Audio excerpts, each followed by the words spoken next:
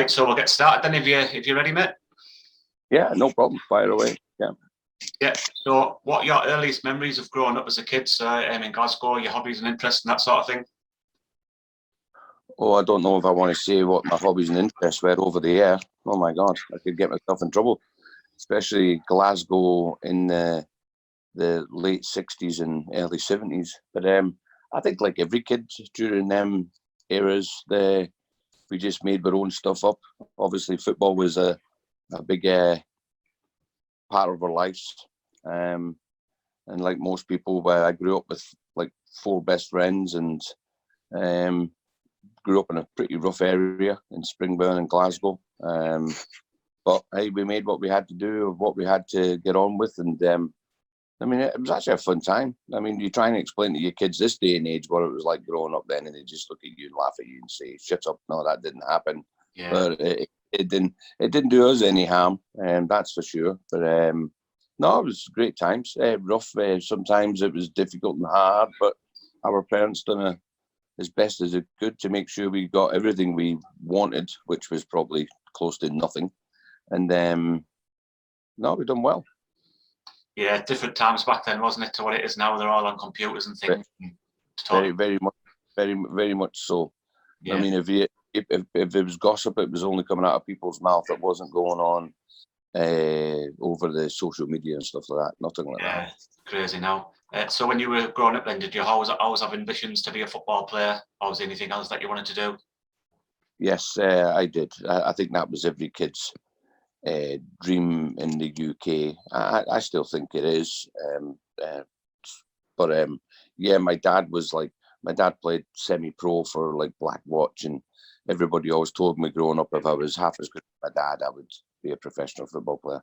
So obviously now with me and my dad, I tell my dad, because I was a professional football player and he wasn't. But yeah. He's still not having any of that. But yeah, no, that was my ambition. I mean, we kind of my mother had a plan behind it all as well, which was, I never really realised until I moved to Middlesbrough what the big plan was. But my mum told me or asked me when I was 12 or 13 if I really wanted to be a professional soccer player, because at that time I was already going to quite a lot of professional clubs and training with them and stuff like that. And then she told me, my mum, I suppose you could get away with this back in the 70s. Yeah. I mean, she pulled me out of school. I mean, she pulled me out of French classes and all the classes she knew that weren't going to really do me any good in life. And I'd stay at home. I would cook, wash, clean, iron, make the dinners. And I didn't know what I was getting prepared for. But she was preparing me really for later on in life. Because what else I didn't know was that I was never going to be able to play for either Glasgow Celtic or Glasgow Rangers. Well, couldn't play for Rangers anyway because I was a Catholic. So that was never going to happen. And Glasgow Celtic, actually, I could have gone and signed for them, but my mother wanted me out of Glasgow. Just in her mind, it wasn't a great place. So because I was going to be moving to England, which it looked like I was going to be doing, that's why she did all these things and made me get prepared for life in general. So it was a master plan, really. It was, and it worked. It did, because to this day I'm still pretty self-sufficient, even though I've been married for 38 years. Yeah. So can you remember your first football coach then when you were playing as a youngster? So, say that again. Your first coach when you were playing as a youngster. Can you remember who your first coach was? Yeah, it was the reason why we signed at Middlesbrough. Bobby Murdoch. Yeah. Who was the Glasgow Celtic icon, so he was. I mean, he was idolised at Parkhead, and I was actually Everton, West Brom, Ipswich, and Manchester United were the teams that I would go to during my school vacations and stuff like that, and I would train with them for the weeks and stuff. So Middlesbrough was only a one-day tryout, and I came down and I played in the youth team on a Sunday. I drove down, played the game, drove back, and they called the next day. They asked if I would agree to go with an apprenticeship offer to the borough. And my mother was like, "You're going." And I really didn't have much say in it all. I mean, realistically, I wanted to go to Ipswich, but that was too far away. Yeah. And the next best deal was Everton and West Brom. And at that time, West Brom were really good. I mean, they were very, very good. And anyway, Middlesbrough was a lot closer. It had the Medhurst Hotel, which housed a lot of the guys that were from out of town and stuff. My mum liked that. She loved Bobby Murdoch. She loved, and at that time as well, funny enough, they had quite a few Scottish guys on the books. So they did. So my mum thought, well, at least you've got people here. So Middlesbrough it was, and never looked back. Yeah. So what can you remember of Middlesbrough's when they first was interested in you from Middlesbrough? Then what can you remember of that? And I mean, because the youngsters, we followed the game and stuff. I mean, and I knew Middlesbrough were a pretty young team at the time. Yeah. I knew they were probably. But my dad told me all about it. My dad was like, they're only a couple of players short of probably being a really, really good force in the old Division 1. And but hey, when you're young, you don't care about the financial side of clubs and stuff, and you don't see the business side of what needs to be done to make things survive. And I think back then they started, when I came down in the winter of 1981, the December, I remember that the snow was unbelievable. And that's when they started selling players, right on the turn of that 82, like Craig Johnston, Dave Hodgson, Spike, all the best players started to jump ship. And then it was just, that's when the dark clouds came over Middlesbrough, I suppose. Yeah, that was sort of the decline, wasn't it? Just round about that early 80s. Yeah, 82 was a kind of 81, 82 was the last season in Division 1 for a long time. And a lot of the good players left. And then basically after that, with Bobby, I think I can't remember who came in. I think Jack actually came back for a while. I know he did because I played under Jack, then Malcolm, and then Willie. But may he rest in peace, Jack. He was a character larger than life, that was for sure. Yeah, and obviously, Willie's no longer with us these days, is he? He was a great coach and a great man as well. Yeah, he really is. I see his son now and again over here in the States, and Willie was brilliant. It's a shame in a way because, and I know we'll probably get into that, but it's a shame in a way because the 86 team really, if you really delve into it, it was actually Willie's team. So it was. But going back to the 82, 83, 84 season when I first started, it didn't really bother me because I was only 17 years old. I mean, again, I wasn't looking at the club going to, obviously I was at the club going to survive or whatever. I was just enjoying playing like professional soccer in the first team. Doesn't matter if there was 4,000 people there or 20,000 people. It just, to me, it was just such a blessing to be, and an honour just to be so young and to be highly thought of by people who would have high regards in the game. Then I was definitely just proud to do that. Yeah, definitely. Yeah, like it was sort of like you say, it was early 80s. Then you're 17, weren't you? Was it 17 when you first signed your first pro contract? Then. Yeah, but I came down there when I was like six, just before my 16th birthday or something like that. So I did. So managed to get out of school early, which was always good for Scottish kids. Yeah, and you made your debut at 17, didn't you? Your first team debut. What can you remember about that? Was it against Bolton? Was it an away game, wasn't it? It was a away game. I think it was Bolton away. Or yeah. I always thought it was Barnsley, but it was Bolton. I knew it started with a B. It came around because I remember Joe Bolton, who was a regular left back, got injured, and I was playing in the reserves, which to me was brilliant in itself because our reserve team had a lot of first team players in it all the time as well, and basically I think it fell down to like because I was naturally right-footed, but I could play with my left, and I came down from Scotland as probably one of the most promising attacking midfield players from Scotland, and then I ended up playing left back for Middlesbrough. So I still scratch my head on that one. And I wouldn't say I was soft. I definitely wouldn't say I was soft, but I wouldn't say I was like the kind of maniac I turned out to be at Middlesbrough. I mean, I suppose I just had to learn how to grow up and look after myself, but I definitely didn't come down from Scotland as a hard man. That's for sure. So how things turned out. Sorry, go on. Yeah, how things turned out and panned out, I really don't know what happened there. Yeah, I think obviously that sort of time they were looking for midfielders who score goals, and they were maybe expecting you to be this sort of like attacking midfielder, but then you proved out to be like a tough tackling, no nonsense kind of midfielder, really, didn't you? It really was. Yeah, it was kind of funny. kind of funny how it spun around the other way. Yeah, I know. I've spoke to a few sort of older players, and I've spoke to Phil Stamp. I know Phil Stamp was sort of you were sort of one of his heroes growing up as well. He sort of moulded his sort of game a little bit on yourself. Yeah, I speak to Phil pretty. I mean, not often, but I mean, it was over. I think he holidays in New York quite a bit and stuff like that. I knew his dad really well, and I think everybody knew his dad actually pretty well back in them days. And yeah, no, Phil's a great young guy. He done really well at Middlesbrough.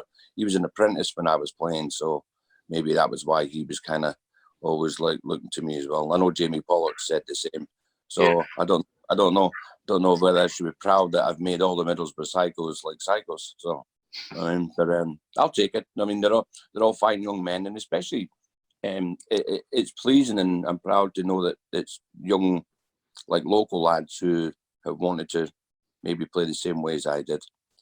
But I will say this though, you wouldn't get away with it today. Oh no, you can't even tackle players these days, can you? No, sometimes I hear people how they miss games with what certain injuries they have, and I just have to laugh. Back in the day, we were running around with fractured wrists and holes in my knees and all kinds of stuff, and no, that's just not done today. Yeah, I think a lot of the players these days forget there's cameras on and everywhere, so then you see when players are just falling around on the floor, and there's nothing wrong with them. No, there's not. But hey, they get away with it, and it's a shame because the managers can't really do anything about it either. Because at the end of the day, it's all about player power now. Yeah. You say something to a player, and you possibly could get fired. Yeah, that's it. It's definitely different these days, isn't it? Yeah. I'm glad I don't coach men. That's what I've always said. I don't think I would last very long at all. Yeah. So, like your time at Middlesbrough, then was it about 8 or 9 years in total you had there? Well, actually, it's 10, 82 through 92. Yeah, they say testimonials. They say 83 because that's when I signed my actual professional contract. But I was there in 82 because I was an apprentice. So it was, and then I resigned in 92. That's when my contract finished, and we kind of knew that I wasn't going to come back from that anyway. So we decided, I think about 18 months prior to 92, I think we announced the testimonial at the Man United game in the semi-final of the Littlewoods Cup and stuff. And it was just too long. I was already 27 months on the injury list, and I was sick of putting my family through all the turmoil that I put them through. Yeah. And it was hard to get to a certain 80% fit. And every time I got there, it would just break down. And I'll never forget, I was playing in the reserves at Rochdale on some miserable Wednesday night, and it was cold and raining. And actually, I think I had just been named back into the squad for the Man City game at home. And I think it was 80 minutes. And actually, I was really playing well because the 27 months out had made me come to realise that I thought when you sit and ponder and think and watching more games and then now coaching a little bit on the side, I always said to myself when I come back, I was going to be a different player, obviously we never know now anyway. So, but it was different to watch it all when you're injured, and it's very difficult when you're an injured player, especially out for a long period of time, because you do become like a lost soul. I mean, you're in the gym yourself and all that kind of stuff. But it was an experience that I wouldn't want anybody to go through. But because mine was so long, I just had to get on with it and focus on trying to get back. But that night in Rochdale, some snotty-nosed little 17-year-old smacked me. And I didn't see him, actually. I mean, it was my own fault. But he made me just crumble like a pile of crap on the floor. And I got up and I spoke to Bruce about it. And because Bruce was at the game, because he was there to watch me to see how I did for Saturday. And on the way back in the bus, it says, Bruce, if a little kid can do this to me, I mean, just think the force of a Terry Hurlock or something like that. It says, I don't know. It says, I think my health has to become a bit of an issue here. Yeah. And that was it. That was the night we decided that, no, I mean, enough's enough, and I'm just going to have to look for a different path. But Bruce was, I mean, a lot of people have their opinions and stuff, but the actual facts are Bruce Rioch was I mean, he was like a second dad to me. He was a second dad to all of us. But Yeah. to me personally, I don't see there would be many managers like him. I mean, he came to see me every single day. He spent 15 minutes out of his day every day with me to chat with me, even though he was super busy with everything else. Because I think he knew what it was like to be an injured player by yourself. And obviously, he thought I was a very important player for the club. So that was obviously a very nice thing from him. But he was also the one where my contract was coming to an end. And he basically got me a contract for 3 or 4 years to take me to the testimonial. Yeah. Because he said he thought I'd done enough for the club that I deserved that. So, hey, I've got no fault with that man. That man to me is like, he is Mr. Other than Steve Gibson, he is Mr. Middlesbrough to me. Yeah, he still fondly remembered these, like after what you sort of done in them sort of dark days in the 80s. Well, we lived together as well. Though we lived in digs for like 18 months together, which was not really a good thing, but it was a great thing. But my God, did it rope me in? Oh God, I couldn't do what I wanted anymore, which was actually a really good thing. Yeah, probably kept you in check a little bit. Just a little bit, yeah. No, he was one. I mean, all the stories you hear about him being like a disciplinarian, he was, because he just wanted you to be the fittest, the best machine that you could be at the time. I mean, he didn't not want you not to party and have a good time, but there was always the right time for that. If it was the wrong time, in his opinion, then you got fined. It was just that simple. Yeah, he'd certainly let you know that, wouldn't he? Yeah, you just have to ask Bernie and Pally about that. Yeah, I know Bernie has different memories of those days. See, he fell up with No, a few of the managers. Yeah, you listen to it. No, Bernie, I do speak to quite a lot. Still, it's really funny, that group of 86 players. We've kept in touch. We didn't really keep in touch a lot. I kept in touch with certain individuals up until Parky's situation, and when that came to light with Gary being very sick, Yeah. then we all kind of reunited together. I know we came for the dinner and we done all that, but even since then, we've actually kept in touch a lot more and that kind of stuff. And I think that just shows the mutual respect we all have for each other. And obviously, we want one of our ex-teammates to get better. I mean, so the bond between that group is just really, I know other teams have it and stuff, but it's very strange. I mean, it is pretty unique. Yeah. Did you do something for the 30th anniversary? Did you all meet up around about that time as well? I flew back for that as well, yeah. Yeah, I flew back for that at Edson Park, which I thought was a really good thing as well. And I think every single player was there. Even Gary was there. Parky was there. Yeah, I remember seeing pictures and things of that back a couple of years back. Yeah, it was good. Yeah. Yeah, so you played for a few different managers back in those days, like Sir Malcolm Allison, William Adrian, Bruce Rioch, Colin Todd, I think Lenny Lawrence as well. Who would you say was your favourite, or maybe the best coach? Maybe not so much manager, but coach. So Malcolm. Wait, hands down. No disrespect to any of the other guys. All the other guys were brilliant football brains and stuff like that. But Malcolm Allison, it's such a shame because he was a way beyond his time for the time, if you know what I mean. He was doing things in training that they probably do today. So he was was doing things that everybody was looking at him going, well, is he nuts? Is he stupid? But he wasn't. The guy was a soccer genius. I mean, he was not into the old style of running up mountains and hills with somebody on your back and all that stuff to get your big, thick legs and stuff. He was into body movement and sharpness and stuff like that. The stuff that we'd never seen before. I mean, never. He introduced a dance like instructor and all that kind of stuff. And we were all like, oh, he's been drinking too much champagne or something like that.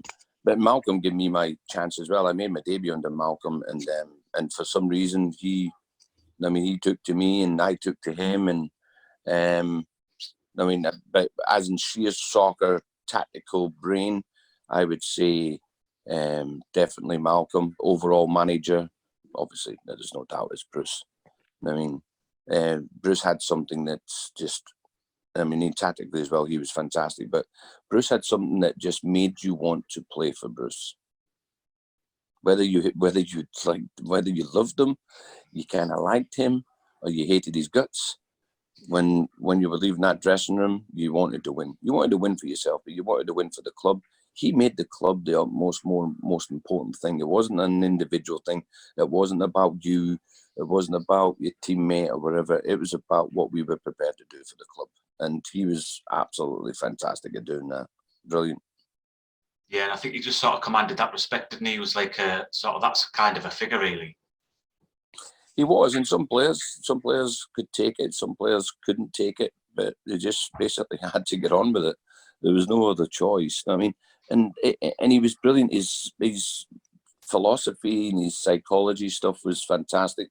Where you'd be going to his office, you'd be called in, and you think you were going to get the shit ripped out of you, and then all of a sudden he's your best pal and he's telling you great things. And then when you're expecting great things to be said about you, he rips the shit out of you. It's like he was an odd. It wasn't odd. It was unusual because back in them days you were just told what was really supposed to be going on. If you were screwing up, you were screwing up. If you weren't screwing up, but he was a master at things. And I mean, some of the stuff he pulled off. I mean, the playoff strategy was incredible. Just all the big games he did, and yeah, it's I love playing for Bruce. I really did. Yeah, you just sort of mentioned a little bit the playoffs there. I mean, the first season after liquidation, promotion was gained, but it was a 0-0 draw with Wigan, wasn't it, to take second place? Yeah. What are your memories of that particular game and obviously that time? I can remember having a go at Archie after the game, telling him I couldn't believe he couldn't score the header because that's all we bought him for, was to score like goals with his head. Yeah. And I don't really remember much of the game in a way of just how the game went. I remember us being on top of the game most of the game. We just couldn't score. But everybody seemed to be more concerned about, because there was another game going on. I think it was Swindon and somebody else, and everybody was more concerned about that. And that was getting to us on the pitch and stuff. But I think, without being cocky, overconfident, I think we knew we were going to get promoted because when you look, we were the best football team in that league. But sometimes the best football team doesn't win things. You know what I mean? But just because we thought we were the best football team, but we had the best manager, then I think we thought we had the right ingredients to go up.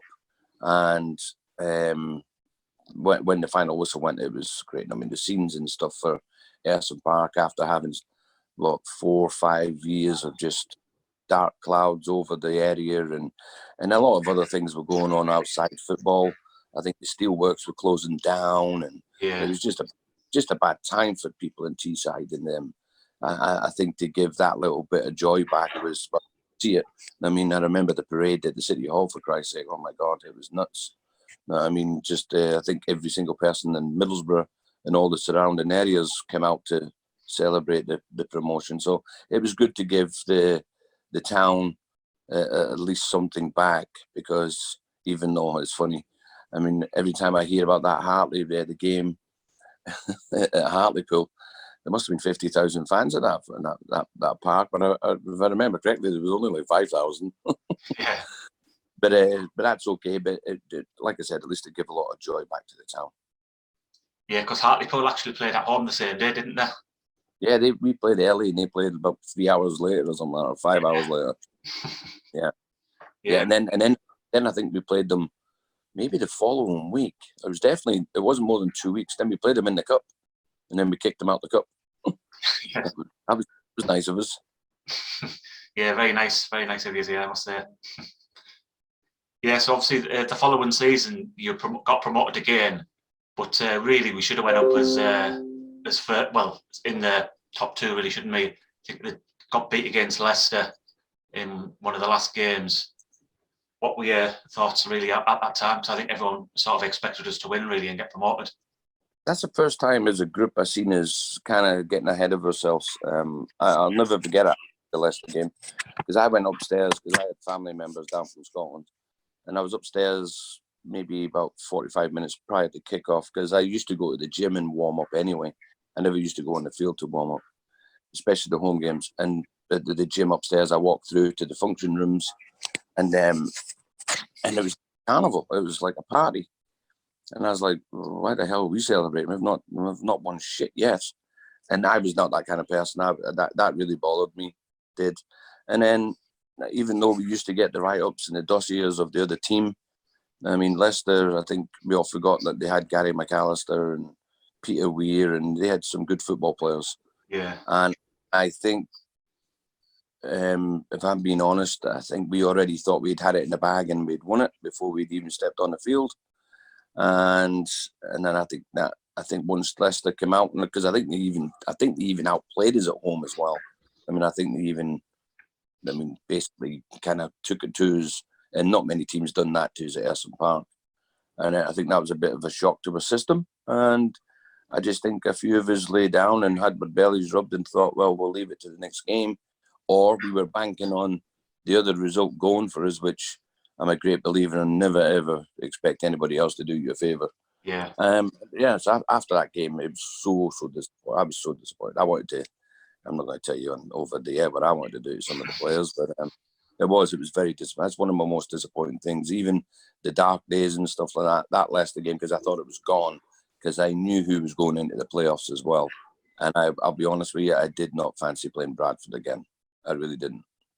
And this is where Bruce comes in as a masterstroke. Yeah. So, yeah, I'm telling you, it was... So after the game, it was very somber in the dressing room. A lot of people wanted to say some stuff. Everybody kept it cool because Bruce had said, hey, we have a meeting on Monday. Just forget about it. Everybody go away and do what you need to do this weekend and get out your system. Turn up on Monday morning sharp with your head on your shoulders and ready to go again. And I'll be honest, I was like, bollocks to you. I'm going to get pissed. Yeah. And then I think a few of the other lads did as well, and I know I did. And I just thought, well, that's the chance gone. And I really did. I mean, because then by then we knew Chelsea were in the playoffs, Bradford were in the playoffs, and I think it was Blackburn, because I know Blackburn got backed by Chelsea. The Monday morning training, I was always like one of the first in, one of the first on the field, ready to go. Monday, I was not ready to go. I was being probably just a down and out selfish idiot, thinking the chance had gone. Anyway, so Bruce had the meeting, and I remember I was sat at the back, and he comes up with this plan about betting. Now, betting to him was just totally a no-no. Now, you don't gamble, don't waste your money and stuff like that. He told us that he had spoke to the board, and the board believed that we can win these playoffs, and the board have put this much money down for us to win. We were like 5-1, and it was really weird because I was actually listening to him, but I wasn't listening to him because I think I was still hungover, to be honest. Yeah. And I was like, and then all of a sudden I'm thinking, is he talking about like betting? And he really got my attention. And I wasn't a big better, but a few of the lads like to bet and stuff, but I wasn't a big better or gambler or anything like that. And I really wasn't. I used to bet on me, Tory Mowbray scoring first goals and stuff like that, because I took all the corners and free kicks. So I used to do all that. And anyway, he says, tomorrow just bring the club in 250 quid each, and then we're going to match the board's money. No, and I was like, this sounds all right. And it was weird that the outlook or the philosophy of a bet really pricked everybody's ears up, and it was amazing. Then we all went back to, it was like, okay, back to work. And it was funny because as soon as we give the money in, I think every single one of us had forgot about it. I mean, we really did, until Bruce gave us all the money on the bus after the Chelsea game, and then everybody was ecstatic. So, and I told everybody, do not tell your wives about this money, but some of the idiots had already told their wives. So they had. But yeah, it was a master plan. I don't know what made him think of a bet or whatever. I think it was him showing that the board and the club were totally behind us, and they had a total belief that we could win this playoff, because it was hard. It was a hard job to pick a lot of them guys up, and one being me, because I was like a little bit miserable about it all. Yeah, because I can imagine at the time he's probably thought you'd missed the opportunity really after getting beat against Leicester. Yeah, but that we did. Yeah, then obviously it was a two-legged playoff semi-final with Bradford City. You scored in the second leg, actually, didn't you, at Essen Park? Can you remember the celebrations and that time? Well, story behind the celebration as well. But yeah. when we went down to Bradford, I think it was Coops. I think Coops was suspended, so he missed the game. So Bruce had Lawsy play left back and me play left midfield, and that was just to contain John Henry, because he was a bloody handful. So he was, and we managed to scrape that. I mean, I know a lot of fans kind of give him shit and stuff like that. But big Trevor, I mean, that when you're playing in a system of the away goal counts as two, one goal keeps you in the game. And big Trevor's header kept us in the game. That was a tough place to go in Bradford. I think that was like our 4th game against Bradford that year. I was sick of the sight of them, and I don't think we'd beat them once. No, we had. So the draw was a pleasing result, especially away from home. I think I hurt my back then. That game, I really hurt my bad back. And I think I was trying to kick Henry and I missed him. And I was doubtful because that was a Sunday night. I think we played the Wednesday. And my back, I didn't train at all. I was probably going to miss the game. I didn't miss games. I mean, not for injuries and stuff like that. So I think I got a needle in my back and off I went. And that game was a roller coaster as well. That was back and forth and back and forth. It's like a boxing match. Definitely a memorable game, wasn't it? So obviously, you went to the Chelsea game. What are your memories of the atmosphere and the build up to the actual Chelsea game itself?